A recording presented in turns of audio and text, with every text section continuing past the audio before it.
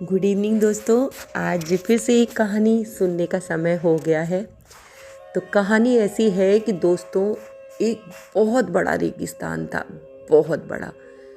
आप सभी लोग जानते हैं कि रेगिस्तान में पानी की बहुत कमी होती है। उस रेगिस्तान में दोस्तों 2 पौधे थे और उन पौधों के साथ छोटे छोटे और भी पौधे थे। आपको पता है, उसमें से एक पौधा था गुलाब का और एक पौधा था कैक्टस का।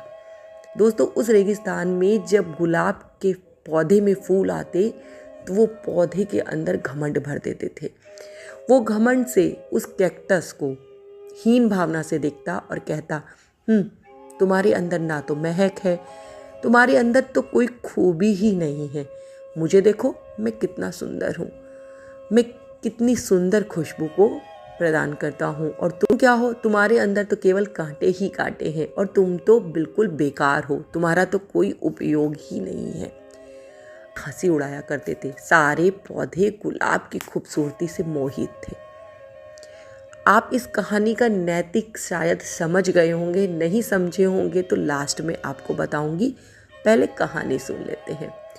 कैक्टस बेचारा अपनी बदसूरती को सोचता और गुलाब की सुंदरता को देखकर खुश होता, परंतु कभी भी कुछ नहीं कहता था।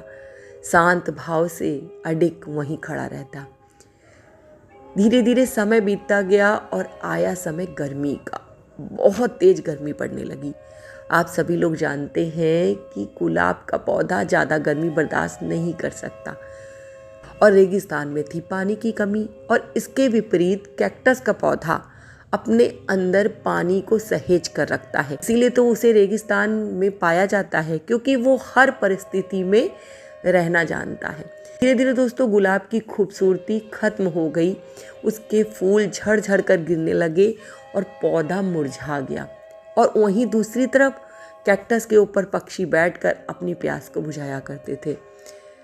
कैक्टस अभी भी उसी रुआब के साथ खड़ा था, यानी कि हर परिस्थिति में वो कैक्टस जैसे सर्दी में था वैसे ही गर्मी में भी है और वैसे ही बरसात में भी होगा और आने वाले समय में भी होगा। लेकिन गुलाब का पौधा, जिसे अपने ऊपर बहुत घमंड था, जरा सी परेशानी आने पर झड़कर मुरझाकर गिर गया। गुलाब ने कैक्टस से बहुत माफ़ी मांगी और उसकी मदद करने के लिए कहा। दोस्तों, कैक्टस ने गुलाब की मदद भी की और फिर से उसको नया जीवन दान में मिला। इस कहानी से दोस्तों ये नैतिक शिक्षा हमें मिलती है कि हमें कभी भी अपने रंग रूप, अपने जो हमारे पास उपलब्धियां हैं, उस पर घमंड नहीं करना चाहिए और ना ही किसी को अपने से नीचा समझना चाहिए, क्योंकि समय का पहिया कब घूम जाए, उसकी किस्मत कब बदल जाए और वो अपनी मेहनत के बल पर क्या नहीं प्राप्त कर सकता, ये हम नहीं जानते।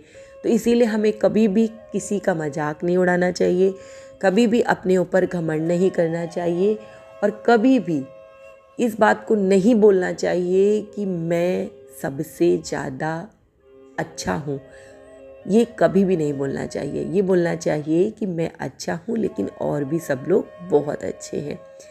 आपको ये कहानी कैसी लगी? अगर पसंद आई हो तो इसे शेयर भी कीजिएगा और ऐसी ही कहानियों का आनंद लेने के लिए मेरे साथ जुड़े रहिए। धन्यवाद दोस्तों।